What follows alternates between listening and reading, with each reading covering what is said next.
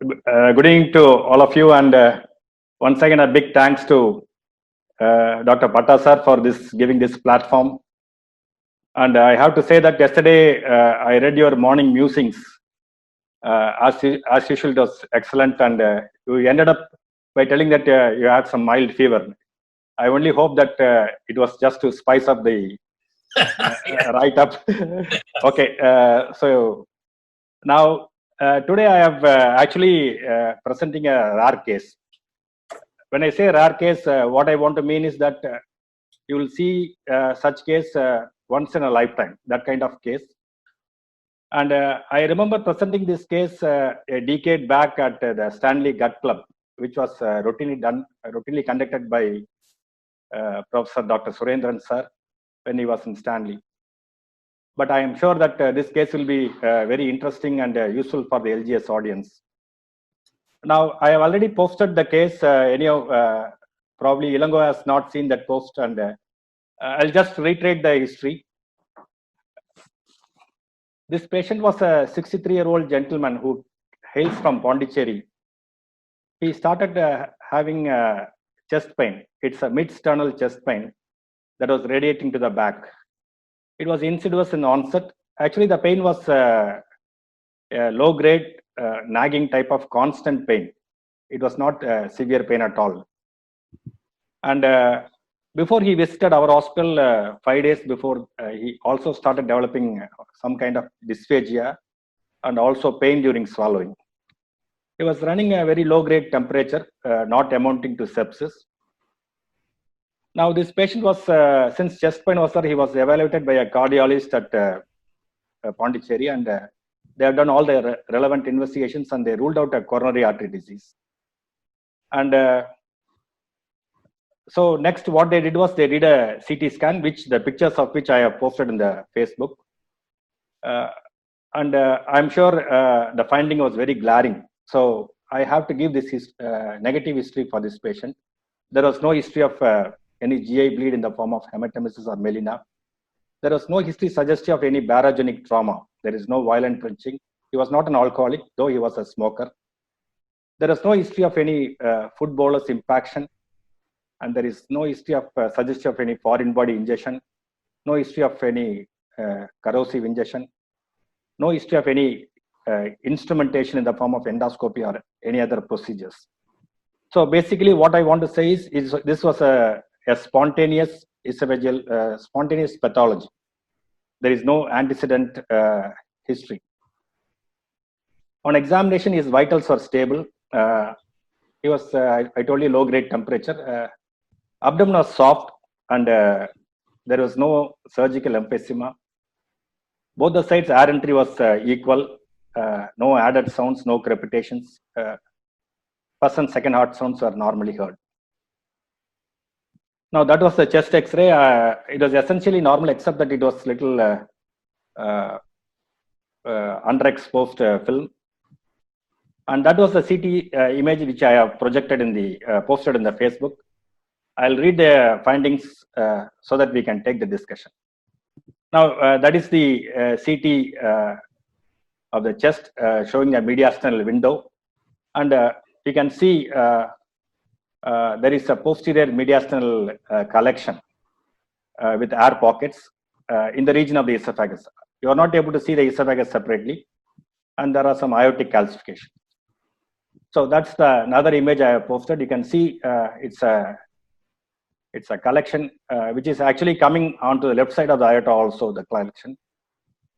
It's almost, it's a mixed dense collection, and you can definitely see air pockets.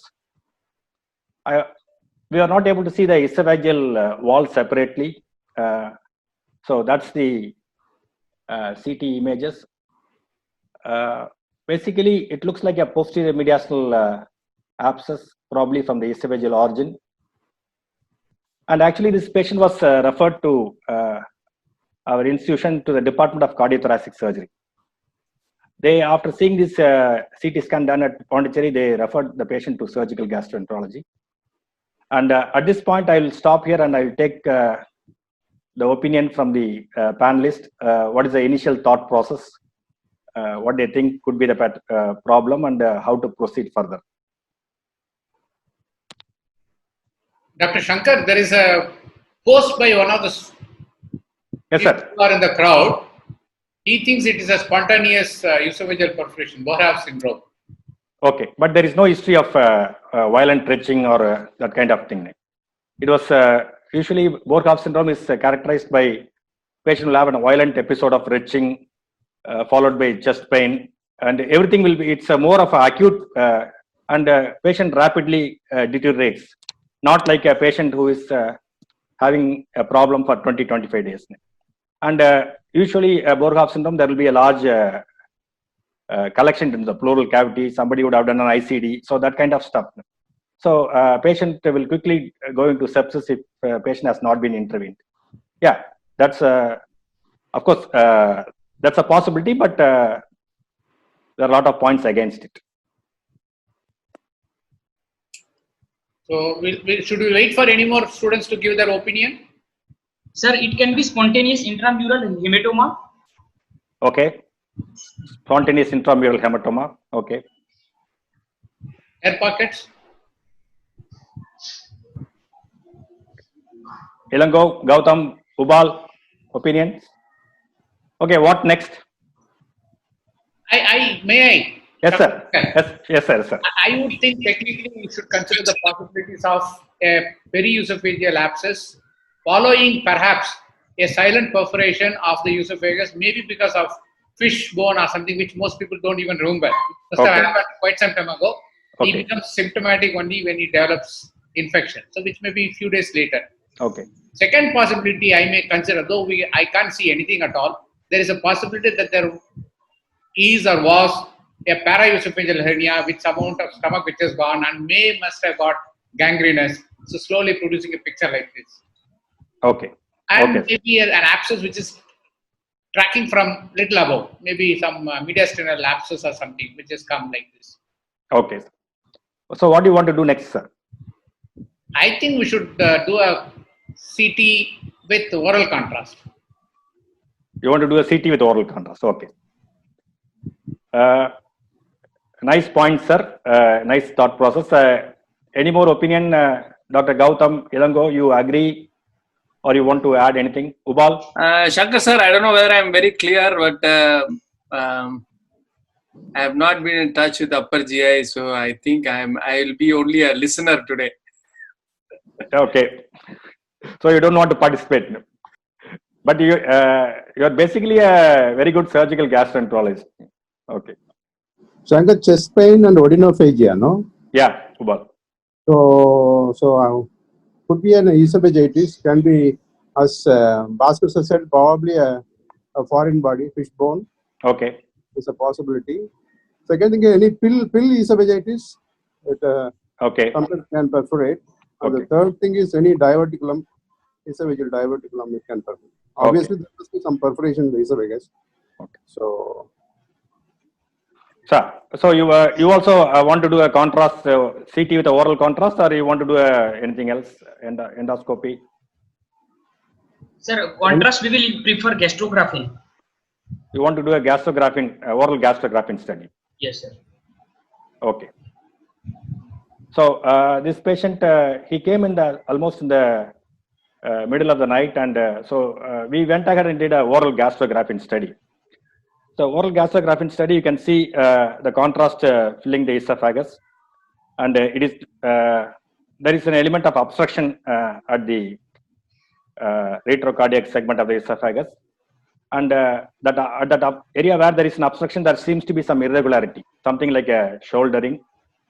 Of course, obviously there is no contrast leaking that could be demonstrated in this gastrographin study, and some contrast has gone into the stomach. So that's the oral gastrographin study, and I'll just read our radiologist opinion for you.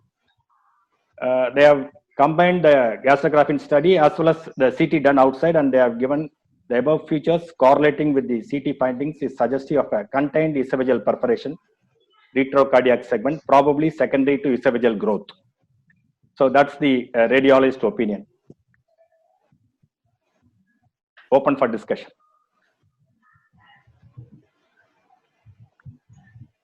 I would still think I would like to have a CT with oral contrast. After that, maybe we can decide about doing an endoscopy. So you will do a CT with oral contrast followed by an endoscopy. Yeah. Okay. Ubal? Maybe I can do an endoscopy. Okay.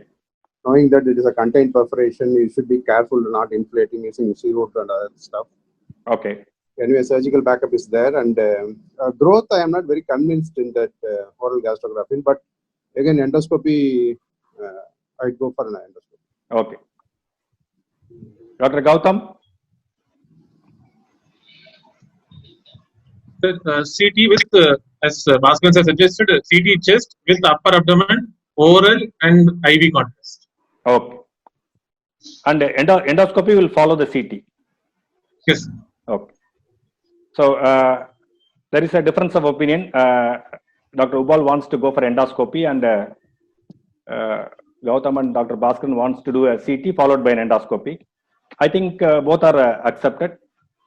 In this patient, we went for an endoscopy because since the radiologist told it was suspect because of the shouldering, which they saw in the esophagogram. So they thought in terms of Korea malignancy. So when you suspect malignancy, it's always a good investigation to go for an endoscopy. So that's the endoscopy. I hope you're able to see the video there. Are you able to see the video? Yeah, we can. Yeah, you can see the lesion, something like a hematoma. Someone correctly told it's a hematoma. And it was a little difficult to push the scope because it was obstructing, and you can see the hematoma there. And the scope was, with little difficulty, the scope negotiated into the stomach. So those are all the static images for you. In the retrocardiac segment of the esophagus, there is obviously there is no growth, and there was something like a hematoma. So those are all the findings in an endoscopy. Ubal, endoscopy findings for you. What's your opinion now? So it is an hematoma, obviously, and I don't think how to proceed. You have to say. So Okay. Sir, Dr. Bhaskaran, you have seen an endoscopy. Any opinion at this point of time? I would have liked if it was possible for them to put a rice tube in. I'm not Okay. sure it was done. Sir, can I tell? Second would be, see, there is obviously some air there. Okay. What we need to know is whether there is an ongoing continuity from the esophageal lumen into the periphery. If there is no continued leak, then we can manage conservatively with antibiotics and other things. Okay. So I would still think probably it would be a good idea to do with oral contrast CT. Okay. Sir, Yeah. Who sir, is that? after stabilization, means after stabilization and IV antibiotic, can we place a stent? Can you identify yourself? Sir, Ankit from Apollo Chennai, sir. Okay. Ankit. Yeah. So you want to do a stenting for this patient? After stabilization. No, he's stable only. Yes, sir. He's quite stable, hemodynamically stable. You want to place a Removable covered stent, yes, sir. But so far you have not identified the pathology, no? Without you do not know what is the cause of this hematoma. Ankit, the It problem actually is, looks like a very short history, sir, and looks Ankit, the problem is still, as Sankar looks said, like a spontaneous, sir. Actually. what is the pathology? Still, we are not, Yes. because there is an abscess in the initial CT. We don't know what exactly the pathology. Plus, patient doesn't have anything disfigured. Stenting is only for a palliation. So, plus it's an expensive modality. We don't know the pathology, and I don't think it is indicated at this moment. As Bhaskar said, we can place a rice tube for feeding, and still we have to establish the diagnosis. Okay. Still, we have to establish the diagnosis is a valid point. Madam Jayanti is there in the audience.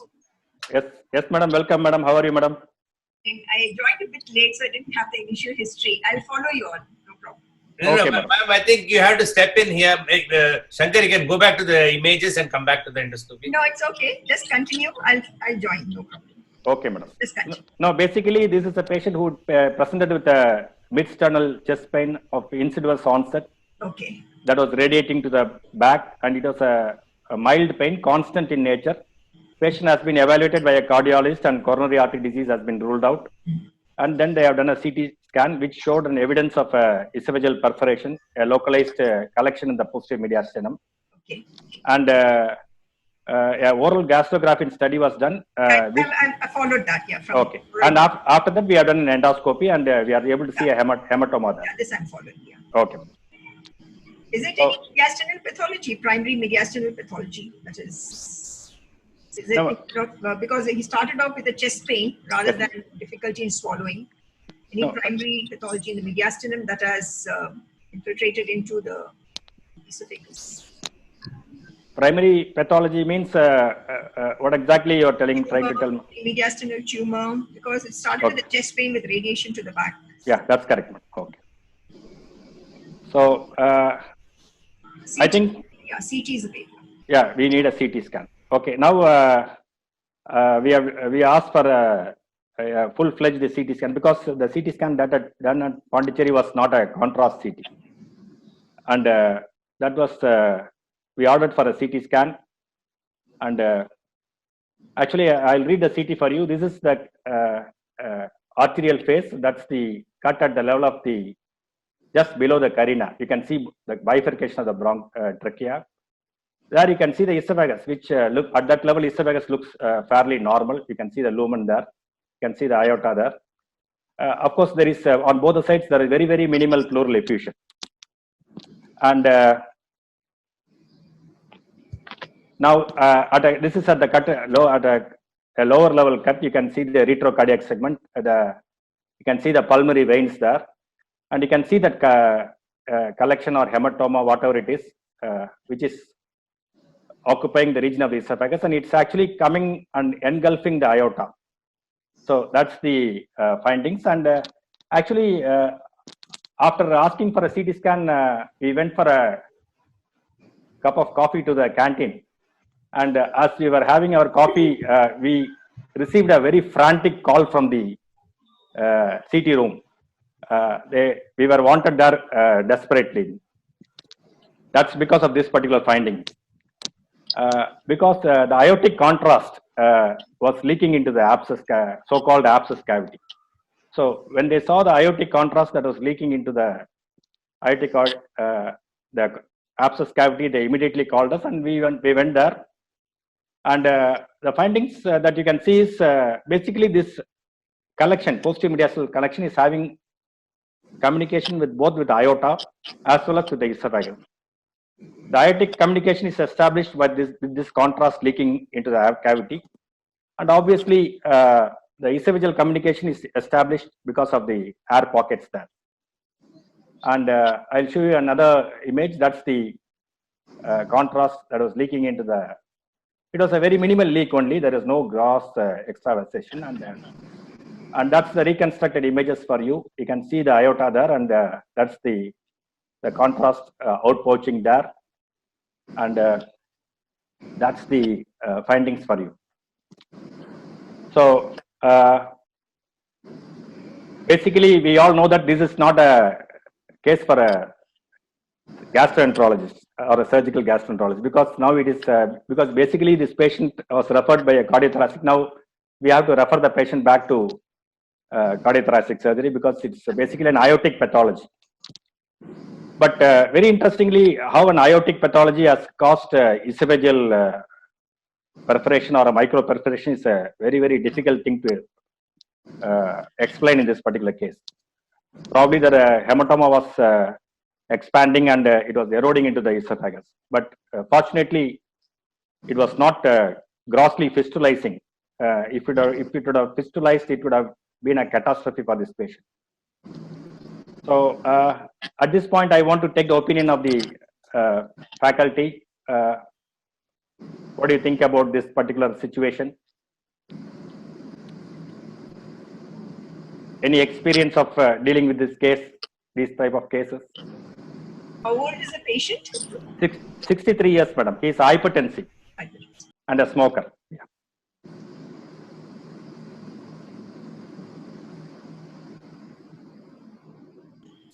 So is it an aortoesophageal fistula? That we cannot say for sure. There are indirect evidence of communication. There is basically it's a primarily an aortic pathology. What exactly is the pathology? I will tell you. There is a specific entity, and it has formed a hematoma, and that hematoma has eroded into the esophagus, and the communication of the esophagus was probably a very small one, which is reflected by the presence of air pockets. Otherwise, you cannot explain why there are air in that collection. Yes, sir. I would think that since aortic pressure is so high that it can burrow into the periaortic area, can burrow into the esophagus, it can form a no doubt. But if there is a communication with the lumen of the esophagus, then blood would have come. It is always at very high pressure. I think it probably is up with a big hematoma and it probably got infected. So it could have been one of those infective aortitis or any other aortitis has over a period of time formed dense adhesions which prevented the whole thing to rupture either into the mediastinum or into the esophagus. I mean, I would think the air probably, if air can go passively, I think blood would have come actively. Okay. So I would think the air, what you see is probably because of infection. It has formed an abscess. So you are thinking in terms of a hematoma that got infected. Correct. Just a query, sir. The angio that was performed, was it through the femoral route or through the radial route, sir? Any? No, this is not an angiogram. This is a Angio. It's a CT. CT. No, sir. The angio which the cardiologist performed before sending the patient to us. No. Angiogram was not done. Okay, angiogram was done. Yeah, basically they have done a ECG, echo, treadmill, all those things. It was not a coronary angiogram, but they have done, except just short of coronary angiogram, they have done all the investigations and ruled out a coronary artery disease. Very unusual for a hematoma to burrow into the esophagus. So I still feel there's a dual pathology. Okay. And there is some communication between the esophagus. So I think primary esophageal pathology also should be ruled out, and this may be just a red herring, and actually the problem may be still missing. So very unusual for a hematoma to burrow itself into the esophagus. Yes, definitely this is a very rare case. That's why I thought I'll present here. My take. This could see a number of times when there is a small dissection in the aorta. Actually, the dissection starts in one point only, very small area, and the hematoma will spread. Actually, quite often that hematoma will have a lot of clot material than liquid blood. I think this is an impending rupture. Anytime it could have ruptured one. For all you know, when you endoscope, it must be pulsating also, maybe. And by chance, if you punctured it or something, then that could have burst. So effectively, I don't think it could be a dual pathology, because very unlikely that something from aorta has gone to something from the esophagus has gone to the aorta. It's very likely from the aorta has gone to the esophagus. So it is some sort of a small dissection with in a bulge, which anytime may rupture. Okay. So the endoscopic dissection, Radha. The CT is not suggestive of a dissection. Okay. You can see classic clot, the standard picture of a dissection. Yeah, the CT picture is not suggestive of dissection, because even clinical picture is not suggestive, because there is no occlusion of any blood vessels. All the peripheral pulses are felt. This is just a localized aortic pathology. It's a very localized aortic pathology. A comment from the audience saying it could be a mycotic aneurysm. I think that's a good suggestion. If anyone in the audience can tell the correct diagnosis, Patara Dakshina sir will give some prize to them. Yeah, sure. Sorry for an extempore prize announcement. You're very generous, Shankar. I was very generous that you will distribute the prize. I'm generous too. Yeah, I'll do This that. angio picture as a clue for the diagnosis. No, basically, when we are managing this case, till that time I was not aware of this entity. I'll just give the diagnosis. This And there entity, are two comments in the chat box, Shankar. One, Narayan YK says TB of medial channel nodes. I don't know if that's a possibility. And Abhiman Pawar says possibility of mycotic aneurysm of aorta. usually, mycotic aneurysms occurs in small vessels. I'm not sure about whether it can affect such a big vessel like an aorta. But once this patient was given back to the cardiothoracic surgeon, they gave the diagnosis. This is a case of an entity called penetrating atheromatous ulcer of the aorta. So this is fairly a new entity. I'll just at the end of the discussion, I'll tell you a few words about what is this particular entity, because the story of this case is not over. It's some more interesting things that have happened in this particular patient, which are very interesting to discuss. So basically, penetrating atheromatous ulcer of the aorta is an atheromatous plaque in the aorta which ulcerates and forms intramural hematoma or a periaortic hematoma. And usually this hematoma will produce pain, and at the time clinician will be able to diagnose and manage. Sometimes it can also rupture into the mediastinum. It can rupture and produce hemothorax. So there's a lot of complications of this is a different entity from the aortic aneurysm.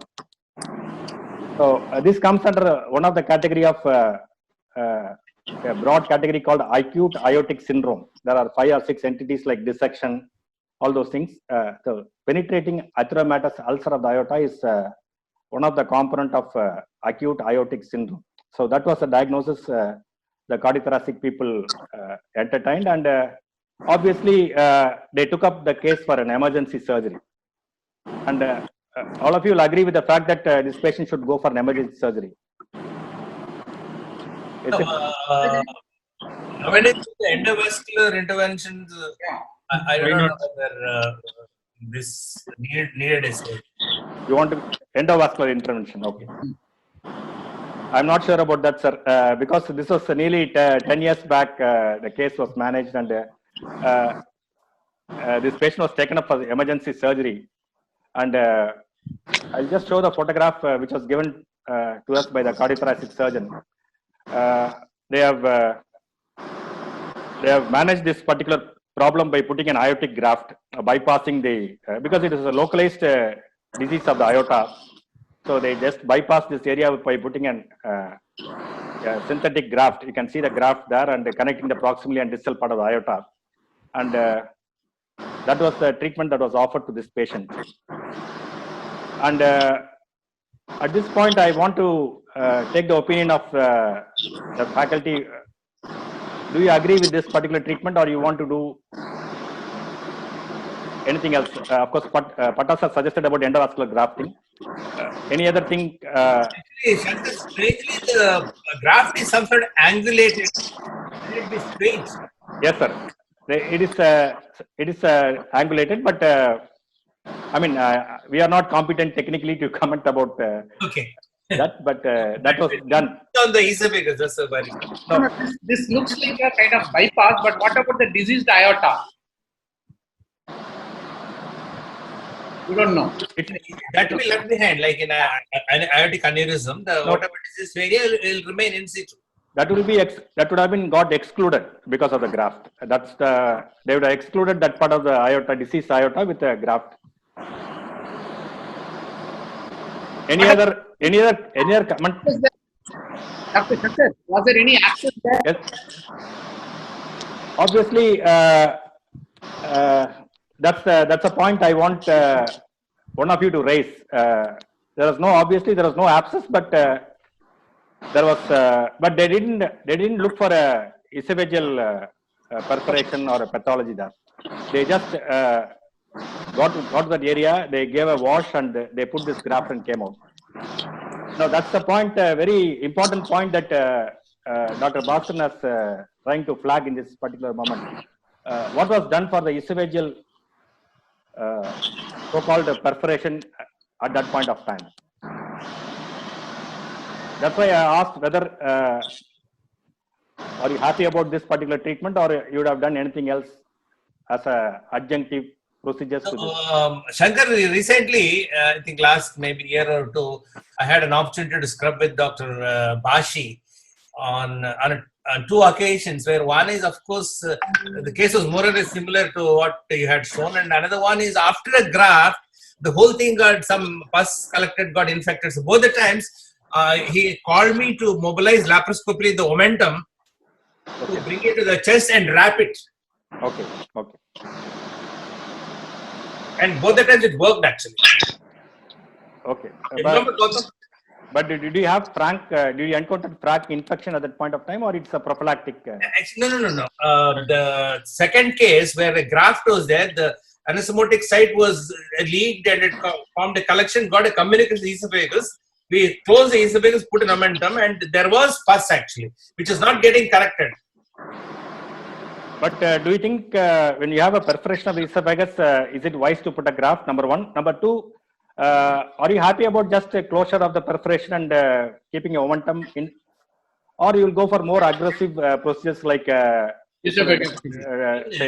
esophagostomy? You want to divert the mediastinum? No, sir. I think my association with this many times when you put a graft, it gets infected, and many times this erodes into the esophagus, and either it gets infected de novo, or it's eroded into the esophagus and gets infected secondary to erosion. Okay. And usually it doesn't leak from the aorta. So if there is any bleeding, because of erosion by the stent. So those cases you may have to try to be more aggressive. You can mobilize momentum and put it. The commonest thing that is being done is mobilize the momentum and put it there if you can. So that takes care of number one, infection. Number two, further erosion into the esophagus. So in this case, I'm not really sure whether there was a perforation, through and through perforation into the esophagus through the mucosa. Because I think strongly, if there was any perforation, blood would have come into the esophagus because the aortic pressure is so high. okay. But So probably what was the injury? It only clot outside. Okay, probably the cardiothoracic surgeon had the same your thought process. They thought that the esophagus, there was no perforation in the esophagus, and probably they managed the aorta. But Shankar, sorry to interrupt. no, you continue. Yeah. I remember the Patasar is saying the same case about the aortoenteric fistula. Sometimes back, I also managed. That had a graft and subsequently had an aortoenteric fistula. I tried to clip too many times, didn't work. Subsequently went to, I think, Bashi sir and operated. I think Patla is saying the same case. So whenever you put a graft, the esophageal perforation need to be closed. Otherwise, this graft get infected and it can produce much problems. That's correct. That's correct. Yeah. So that's why I just stopped at this level, and I want to take the opinion of the floor, because this may not be the best way of managing this situation, because basically what you have tried to address is you have tried to address only the aortic pathology. The suspected esophageal perforation was not addressed. Obviously, because that means that you are going to get a problem of graft infection, and that can be very disastrous because of the further complications. So, that was done for this patient, and the post-operative period, obviously, the perforation of the esophagus showed itself because on the third or fourth post-operative day, when the patient was given oral liquids, everything was coming through the ICD. They have placed 2 ICD tubes, and pre-operatively, this patient had a so-called contained esophageal perforation, and post-operatively, now it has become an uncontained esophageal perforation. So once they saw the milk or the oral liquids that was coming through the ICD, they called the surgical gastroenterologist once again, and we did a contrast study, and there is a free flow of leaking of contrast into the pleural cavity. So this was an uncontained esophageal perforation, And when you have such a scenario and the synthetic graft sitting there, there is no way you can wait. So we took up the patient for once again. We want to completely divert the salivary secretions and gastric secretions flooding the mediastinum. So what we did was we did a cervical esophagostomy so that all the salivary secretions will be diverted. And we did a laparotomy. We did a feeding jejunostomy. We did a feeding jejunostomy for feeding purpose, and we opened the stomach anterior wall, and we closed the OG junction. We closed the OG junction from within using a absorbable suture material. So these are all the recommended method to completely divert the mediastinum of any enteric secretions, so that you want to give the maximum chance of otherwise even if you are not going to do, you are going to avoid even a single step of this particular operation, you will be contaminating the mediastinum with the enteric fluid. So a cervical esophagostomy, a feeding jejunostomy, and a closure of the GE junction with an absorbable suture, which means delayed absorbency, which means that it will open up after 3 or 4 weeks. So that's the procedure that was done at that point of time. I'll stop here and take the opinion of the floor. Do you agree with this, or you would have done anything differently? What about the stenting? I don't know. 10 years ago, I don't know. What happened? Stenting. Oh, you are talking about esophageal stenting. Esophageal stenting. I have a reservation because this is a very difficult situation. I don't think we can take any chance of. Are you trying to tell esophageal stent will completely stop the contamination? Is there a, because you don't have a primary tumor there for the stent to have a purchase, so that definitely the patient will be keep swallowing, and there will be trickling of saliva around the stent. I think so. No, the thing is, it is coming through the ICD. There is a anyway, it is coming externally and placing a bigger stents, because nowadays, I don't know, 10 years ago, nowadays we have a wide caliber stents that we put it for bariatric surgery, for bariatric leaks. Okay. So those kind of stents, I'm not sure. It may have helped. Okay. Shankar, my take, cervical esophagostomy is okay, feeding is okay, but a laparotomy with opening of the stomach and closing of the G junction is something which is a little bit superfluous to me. I wouldn't have done that. I would have done a cervical esophagostomy and a feeding through a small incision. I wouldn't have touched the stomach. No, basically the surgery was done through a small mini laparotomy only. And the purpose of that is to prevent reflux of gastric juice into the esophagus and once again contaminating the mediastinum. So if you have decided to get rid of the mediastinum of if you want to bacterial contamination, you will have to do all these things. And it's not a great step. It's just opening the anterior wall of the stomach and just taking a suture. You can do it through a same incision which you are using for feeding jejunostomy. Okay. Dr. Shankar, I have one reservation. This Yes, is sir. what you have done is something like a Devine's procedure for closure of the antrum those days. It opens up after some time. My reservation is when you do a cervical esophagostomy, it does not divert 100%. When it doesn't get diverted 100%, it goes to the esophagus, and if you close the lower end, it is purpose going to come through the esophageal opening. So at least it is permitted to come down. The esophageal opening may, over a period of time, close by itself. No, why do you say a cervical esophagostomy will not divert the saliva completely, sir? No, not unless you divide it totally. Yeah, it was divided. It was divided totally. Divided totally, Bhaskar. It's not a side hole. It's a completely. It's not like a side hole or a T-tube, putting a T-tube. It is not a tentative attempts to divert the saliva. It is a very vehement and very deliberate attempt to completely divert the saliva. Because incision. Yeah, that's fine. So what happens is then you have mucus coming from the esophagus. yeah, So that if you don't let it come down, it will come through the esophageal perforation. I understand this is you are stuck between pan and the fire. that's correct. Okay. Yeah, some mucus will be there. I agree, but Gautam. Sir, I would agree with the procedure that you have performed. And this is something we used to encounter. What the contention was to do either a tube gastrostomy or something like how you had performed Devine's exclusion. The concept, like how Bhaskaran sir had told, if suppose there is some trickling which is going to occur, and if you close the GE junction, it is going to produce a pathway of high resistance. So to prevent further reflux, a TG might also function, if not as complete as this exclusion, it might have a similar outcome. Okay, you want to do a gastrostomy, venting gastrostomy plus a feeding jejunostomy. Okay. So the story was not stopping there. 5 days post-operatively, the patient had a massive bleed through the ICD. 150 ml of blood gushed out to the ICD, and patient became hemodynamically unstable. So he was given Paxil transfusion. Obviously, it was a secondary hemorrhage. The aortic graft got infected, and so the patient was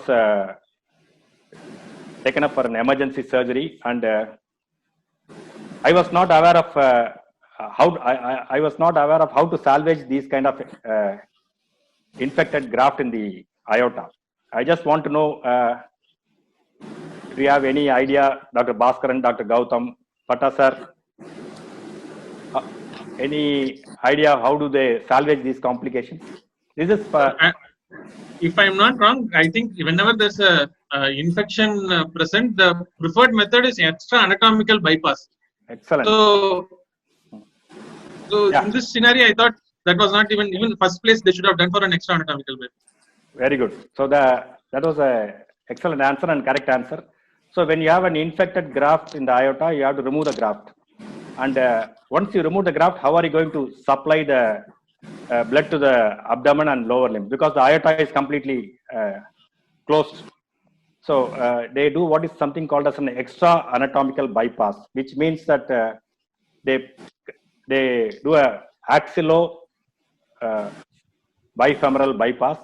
So the blood supply to the limb as well as to the abdomen is going to come retrogradely. From the axilla, they take a graft and subcutaneously they tunnel and connect it to both the femoral artery. So that's how they salvage, and that was done for this patient. So they did a extra anatomical bypass, and surprisingly the patient survived. Okay, the patient survived the operation, and he was rescued from the complication. So all these things we were not aware till that we managed this particular patient. It was a big. Does it mean that both the cut ends of the aorta were sutured, closed? That's correct, sir. Yes, sir. Because you have to remove the graft, and already there is a pathology. So there is no way. Once you remove the graft, you'll have to provide the blood supply to the lower limb and abdomen. So that has to be established with an extra anatomical bypass. Of course, I do not know the further technical aspects of this particular procedure. Juncture momentum could still be brought in. Already the graft is infected, sir. Back that area. If you have an infected prosthesis, it is removed. It has to be removed. Okay. So these are all the decisions made by cardiothoracic team. I'm just telling you what was done. And in fact, Gautam was in a way correct that he even says that this should have been tried even beforehand itself, because there is an infection there. So in the presence of infection on the first place, whether it is correct to put a graft is foreign body is always a big issue. So these are all the problems that was faced in this particular patient. And now what happened to this patient is this patient survived, and we were going to discharge this patient. And the problem was that the cost issues. By this time he has spent a significant amount of money, and now he want to go to government hospital. I still remember this patient went to Stanley Hospital, and I did not now have, since we have done a completely diverting cervical esophagostomy, obviously we'll have to, few months later, we have to establish the continuity. So either it has to be a gastric pull-up or a colonic pull-up, and I don't have follow-up of what was done at Stanley, but at least what I know is this patient survived all these complications in our hospital, and I was just thinking aloud how you are going to prepare a conduit, especially in the presence of extra anatomical bypass and all how the vascularity is going to be there. So all these things are difficult questions that are difficult questions to answer in the long-term management of these patients. So that was because of all these reasons only I thought I'll. End may still be possible in the neck. Yes, sir. It is possible. You can pull up the stomach because any of the supply is going. Stomach. Just end to end, cut end of the esophagus and the neck. Yeah. Still can be approximated. Yeah, that's also an option, but that's also an option. Correct. So basically, a few words about acute aortic syndrome, and it comprises of all these entities. It can be a dissection of the aorta. It can be an intramural hematoma. It can be a penetrating atheromatous ulcer of the aorta. It can be an aneurysmal leak or a traumatic transection. The entity of penetrating atheromatous ulcer was described only as late as 1986 by a person called Stanson. Basically, there is a atheromatous plaque which ulcerates and penetrates the elastic lamina and forms a hematoma. And usually, it involves the descending thoracic aorta, as correctly has happened in this particular patient. Seen in elderly individuals with hypertension and advanced atherosclerosis, usually these patients are smokers. These ulcers are very locally confined, and they do not usually propagation of branch occlusion as the complications produced by aortic dissection, and it is not accompanied by valvular or pericardial or neurovascular complications. So this is a very separate and well-defined entity called penetrating atheromatous ulcer of the aorta. And of course, it can degenerate into other complications like dissection, aneurysm rupture. All these are complications that has been described. Now, actually, this was since this being there are a lot of case reports of penetrating atheromatous ulcer of the aorta in the literature I searched, but there was not a single case where that was associated with esophageal involvement. That was not at all there, and so we published this article in way back in 2008 or 9 in the Indian Journal of Gastroenterology as a case snippet that has been published. And these are all the images that I leave you for before I close the session. And I always, whenever I see a CT scan, this will be my last slide, and after that I will take I'll give the floor to the panelists for closing comments. See, normally, whenever you see a CT scan or a CT abdomen or a CT chest, you see aortic calcification. And this aortic calcification has never impressed me or is caused any great amount of agony or. But after seeing this particular patient, whenever I see an aortic calcification, I'm little intimidated because we do not know whether there is an ulcer there or something like that. So that will be my closing comments, and I just leave the closing comments for the panelists and Pata sir. Before the panelist, Shankar sir. Yeah. So basically, the patient referred to a cardiothoracic surgeon, then come back to you, then again referred back. During the first surgery, if you are also on the operating team, would you have done anything different? Probably we would have assessed the mediastinal collection better. We would have searched for a perforation there, and if we would have found a perforation, then probably we would have done the same thing, because since they are going to put a graft, we have to be a little aggressive in preventing the graft infection. Just simply closure of, and it also depends upon what was the findings. Did they encounter frank pus, or just it was a adhesion between the hematoma? We do not know. So if obviously we would have seen a perforation, then we would have followed the same steps at the same surgery itself. But we just now heard Patasa telling that you can close the perforation and pull up the omentum. I mean, once again, there are different ways of skinning a cat, but I think we have to err on the side of being little aggressive and preventing graft infection, because that can be very serious. A secondary hemorrhage and bleeding can be fatal. Even I felt, because intraoperative endoscopy also must have helped, because once they mobilize aorta and able to take care of that pathology, Yeah. maybe we can intraliminally we can put a stent or a clip that, because I don't think that is a big fistula between That's correct. aorta and esophagus. Yeah. Endoscopically also could have been managed in the initial setting. Okay. But Ubal, I just want to know how good is suppose you are having a pathology like a tumor, then your stent will have a purchase. When you don't have any obvious infiltrating type of lesion there, just a soft hematoma, how good is the stent staying there? This basically we have to clear the hematoma and assess the esophageal perforation size. Okay. If it is too small, I think either you can clip or put a Ovasco clips, because nowadays we can close up to 2 centimeters pathology in the esophagus. We can put a clip.